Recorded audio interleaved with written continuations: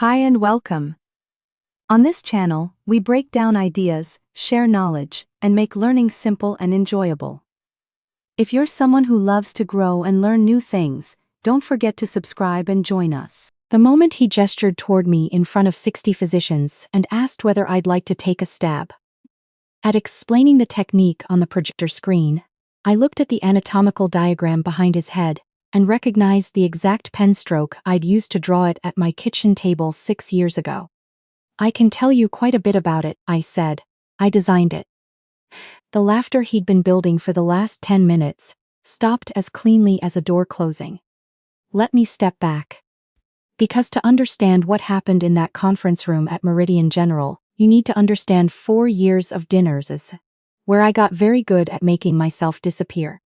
My father-in-law became chief of cardiothoracic surgery the same year my husband and I got married. The timing was coincidental. The way it shaped our family dynamic was not. He was 61, recently widowed, carrying 28 years of surgical reputation like a second skeleton under his skin. He walked into rooms and oxygen seemed to organize itself around him. Residents straightened their posture when they heard his name in the hallway. His opinion on a case was, at Meridian General, the last word anyone needed. I had spent 9 years as a cardiothoracic fellow, and then attending surgeon before I left clinical practice. Not because I failed. Not because I burned out or made an error, or let the pressure finally hollow me out the way it did to so many colleagues I'd watched crumble. I left because my research partner and I had developed something. A minimally invasive repair approach for a specific category of aortic pathology that had historically required open chest surgery with a 6-week recovery. And we wanted to see what it could become outside the constraints of a single hospital department. So I co-founded a medical consulting and research firm instead. We licensed the technique to teaching hospitals across the country. We consulted on complex cases that other centers couldn't resolve. We built something that actually worked and kept working long after we'd handed it off. But I did it under my professional name, my maiden name, the name I'd published under since my first paper in residency. My husband knew. My business partner Kira knew. A handful of colleagues in the field knew. My father-in-law did not know, because my father-in-law had never once asked me enough about my work to learn it. What he knew was this. His son's wife used to be a doctor. She had stepped back at some point, for reasons that were never quite clear to him. Now she ran some kind of consulting company. He referred to it at family dinners as the business thing, with exactly the inflection you'd use to describe someone's hobby ceramic studio. He introduced me at hospital events as a former physician who had transitioned to the business side, which was technically true and spiritually dishonest, in a way that made Kira laugh. Until she had to sit down the first time I described it to her. At our first Thanksgiving, he had asked my husband if I missed real medicine. My husband was still chewing. I was right there. My father-in-law spoke as though I might not be able to hear, or might not understand the question. There was the hospital gala 2 years ago where he introduced me to the department chair of another institution as our daughter-in-law, who has a background in medicine. 14 years of surgical training, compressed into a background, like a coat of paint, like something faintly decorative applied to a more important surface. There was the Christmas dinner where he explained to our niece, who had just been accepted to a pre-med program, that medicine required a particular kind of commitment that not everyone could sustain long-term. He looked at me when he said it. Not to include me in the conversation, to illustrate. I smiled and asked her what specialty she was considering. My father-in-law refilled his wine glass. "He's teaching your technique," Kira said one afternoon, approximately 2 years into this arrangement. She'd seen the updated curriculum materials from a conference. "Did you know that?" I did know. I had found out 8 months earlier, when a resident reached out through our firm's website asking a technical question. Very specific about suture tension at a precise anatomical landmark that nobody asks about unless they have either performed the procedure or been taught it by someone who has. I had been waiting. In the patient way you wait for something you are not quite ready to confront, to see how long it would take someone to connect the dots. My father-in-law was teaching the Ashworth-Rise protocol to his entire department. Teaching it well, from what I could gather. Teaching it without once having mentioned to his daughter-in-law, a woman he'd been sharing Sunday dinners with for 4 years, that he found her published work sufficiently valuable to anchor his department's curriculum. I was not certain he knew the Ashworth in Ashworth Rise was me. That uncertainty was the stone I kept turning over in my hand. The invitation came on a Tuesday in October, relayed through my husband with an apology already built into his voice. Grand rounds on Thursday. The department was presenting on minimally invasive cardiac repair. My father-in-law thought it might be educational for me to observe current surgical training at a hospital of Meridian's caliber. My husband held the phone away from his ear and looked at me across the kitchen island with an expression I recognized as both sorry and helpless. He means well, my husband said. He needed that to be true.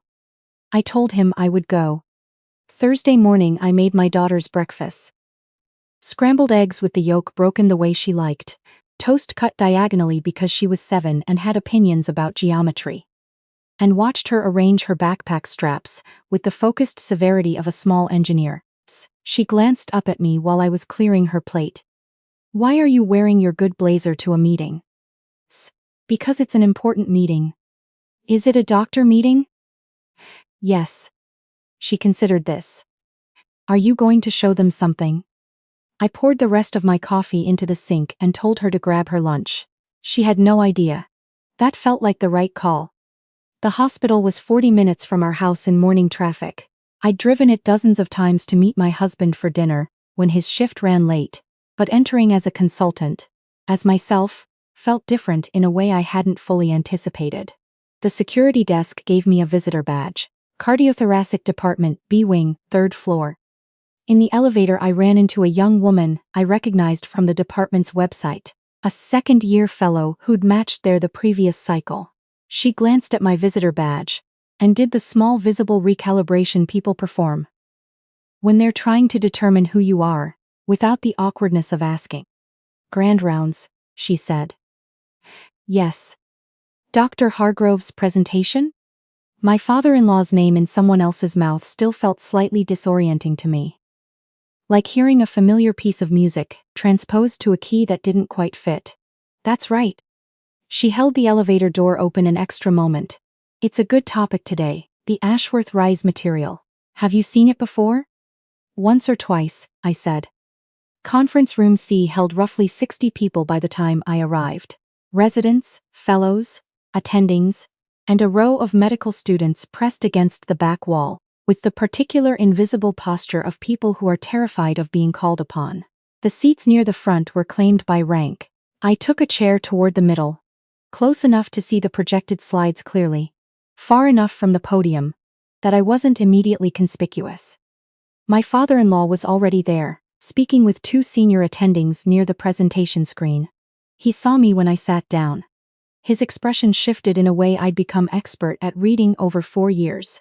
A particular calibration of satisfaction, like a hand of cards dealt exactly as he'd arranged. He crossed the room to greet me. His handshake was warm and directed entirely at the people nearby, rather than at me. "Glad you could make it," he said. "You'll find this instructive. We're covering some genuinely advanced technique today. Real surgical innovation." A pause, measured. "It'll give you a useful sense of the gap between what happens in a clinical environment versus the business side of medicine." "I'm sure it will," I said. The presentation began at 8 sharp. My father-in-law commanded the room the way he always did, with a dense, almost physical authority that had nothing to do with volume. He was good at this. I had always acknowledged that privately, even when I resented nearly everything else. He moved through the opening slides. Epidemiology, historical approaches, the limitations of conventional open chest repair for this specific pathology. Residents took notes with varying degrees of anxiety. 14 minutes in, the slide changed to the anatomical diagram I had drawn at my kitchen table in January 6 years ago. The landmarks in blue, the modified approach in red. My handwriting, digitized, in the call-out labels. I had looked at that diagram so many times that I could have reproduced it freehand in the dark.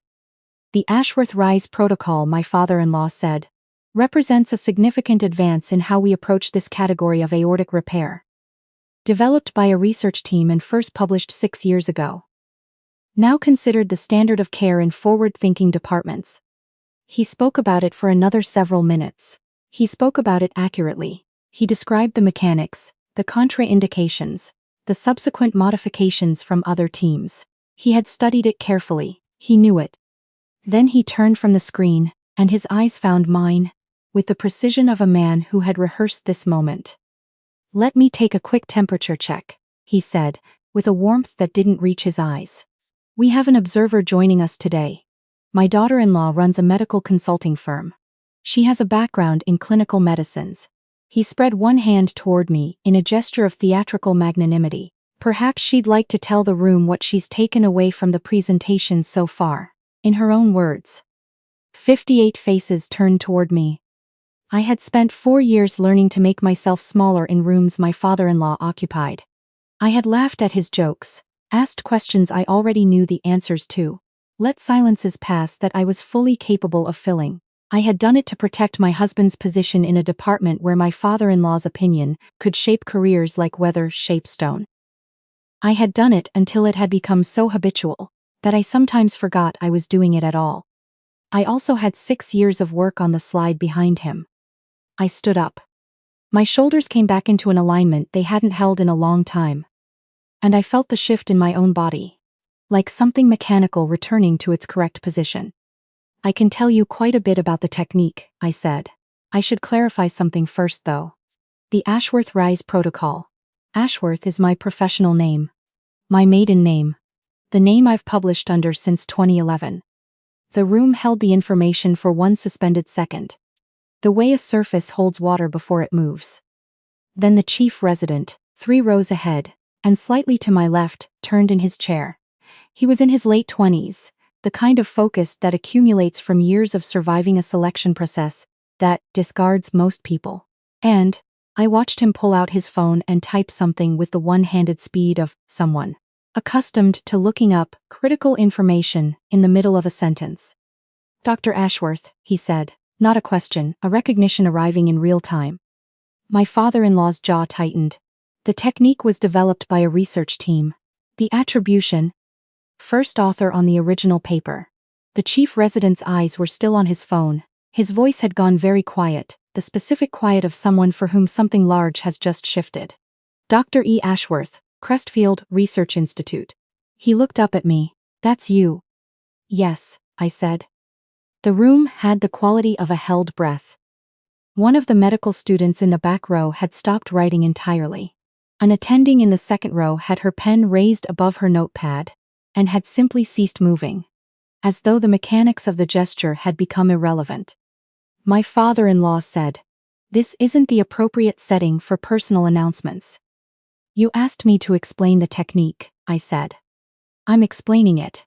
I can also tell you that the problem of secondary pericardial fibrosis and suture compensation, one of the most consistent points of failure in centers newly adopting the protocol, was a question my co-author and I debated for nearly 4 months. The answer is in the supplementary materials of the second paper, not the primary publication. Which is why departments that read only the first paper sometimes see elevated re-intervention rates at the 6-month mark. A beat of silence. Then, from the 4th row, the 6-month number. A senior attending, 15 years at Meridian, from what I knew of the department's publication record, was looking at me with an expression that could only be described as reconstruction. We had 3 re-interventions in the first cohort. We adjusted the suture protocol after the second. But we never found a clear explanation in the literature for why it was happening. Appendix C of the 2021 paper, I said. My co-author added it after we saw the same pattern across multiple consultation cases. She was already typing on her tablet. My father-in-law said, "I don't see how this changes the substance of the presentation." "She's right." A tall attending from the back row stood up. Older, early 60s, the kind of unhurried that belongs to people who have long since stopped needing to prove anything about themselves. I trained under her co-author, Reyes. I saw the original data. He paused, and something complicated moved across his face. I knew the first author's name, Ashworth. It never occurred to me to connect it. He looked at my father-in-law when he said the last part. It should have. The room understood before I said anything further. I reached into my bag. The bound copy of the original paper had been in there since 7 that morning. I placed it on the empty chair beside me, cover page facing outward. Title, authors, institutional affiliation, date. Visible to everyone within 2 rows. Your department has been teaching this technique for approximately 2 years. I said to my father-in-law. Steady. I'm glad you find it valuable. I'm glad it's helping patients. That's why we developed it. He had gone very still at the podium. I had never seen him like this, not diminished, exactly, because my father-in-law was not built to be entirely diminished, but exposed. Like a wall that had concealed something, not because the wall was strong but because no one had ever thought to look behind it. I didn't know, he said. His voice came out flat. I think you did, the tall attending said from the back, gently, but without softening it. The room absorbed this. The chief resident had set his phone face down on his knee. The medical students in the back row had entirely stopped pretending to be invisible. My father-in-law's hands rested on the podium. Not gripping it, just resting, as if he needed the surface to be certain the floor was still level beneath him. I found out 14 months ago, he said, quietly enough that the people in the back leaned forward without realizing they were doing it. A colleague mentioned the paper at a conference, asked whether I knew the first author. Whether I knew Dr. Ashworth. He stopped. I said she had left medicine years ago, that she was in business now. I told him it wasn't the same person. And then you invited me here today, I said. He didn't answer. He didn't need to. Everyone in that room could complete the sentence. The director of research stood up from the front row. He was methodical about it, choosing each word with visible care. We have been attempting to reach Ashworth Consulting for 18 months, a prospective study in the design phase that we cannot move forward without technical consultation from the original authors. He looked at me directly. I was not aware a more direct line was available. I set my business card on the chair beside the paper. My father-in-law stepped back from the podium. Not with any drama. Not with the performance of collapse. He simply took one step back, and in that small movement was everything he did not have words for yet. I owe you a correction, he said, addressing both the room and me. The attribution in our teaching materials doesn't adequately source the original authors. That needs to be addressed immediately. He stopped. Cleared his throat. Everything else will take longer. I thought about telling him I understood. That I had made myself small, partly to protect my husband's career in his department, partly because the confrontation had always seemed to cost more than I was ready to spend, that for 4 years I had watched him describe me as someone who'd stepped away from medicine, and I had said nothing, and in saying nothing, I had allowed a version of myself to exist in this building that was entirely his construction. Instead I said, the correct attribution is Ashworth and Reyes. Dr. Reyes passed away 2 years ago, so the credit matters now more than it did before. Can we confirm that the teaching materials will be updated before the next rotation cycle? He said yes. 3 weeks later, the hospital's credentialing office contacted our firm about the prospective study consultation. The formal attribution correction appeared in the department's curriculum 6 weeks after that. My father-in-law emailed me once, a message of 4 sentences with no subject line. He said he had spent the better part of a career believing authority came from proximity to important work, and that he had confused that proximity with actually doing the work. He said he had not expected to learn the difference from someone he'd dismissed for 4 years. He said he was sorry and asked if we might speak at some point, not as family, but as physicians. I replied and told him yes. My daughter found the journal article 3 months later. She was doing a school project and had typed my name into a search engine for the first time. Apparently, because she appeared in my home office doorway on a Saturday afternoon, holding a printed page with the expression of a child who has discovered something that rearranges a prior understanding. Mom, she said, this says you invented something. Co-invented, with my research partner, a surgical technique. She studied the page. Then she looked at me. Why didn't you ever say anything? I thought about the 4 years. About the dinners. About the hospital events, where I'd been introduced with the wrong description, and held my tongue. About the morning I'd packed her lunch and told her I was going to a doctor meeting, and she'd asked if I was going to show them something. And I had poured my coffee into the sink and said nothing. I was waiting for the right moment, I told her.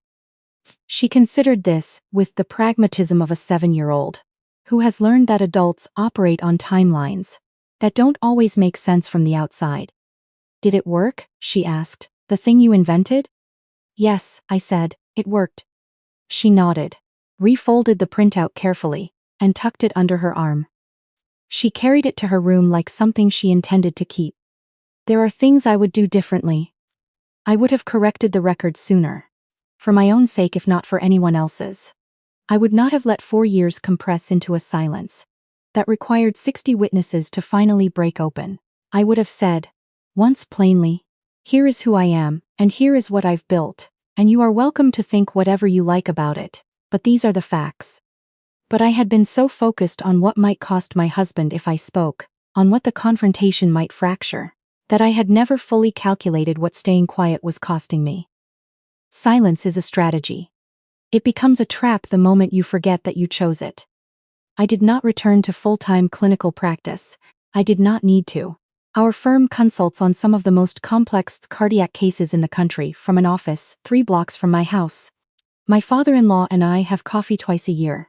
It is careful and still a little formal and probably will remain so for a long time. My husband knows the whole story now, including the 14 months his father had known, and said nothing. That part took longer to work through than the professional question did. But when the department published its updated curriculum materials for the incoming resident cohort, the technique was credited correctly. Ashworth Rise Protocol. Dr. E. Ashworth and Dr. C. Reyes, founding authors, Crestfield Research Institute. 2 names, the right names, in the right order. That, in the end, was what the whole thing had been about.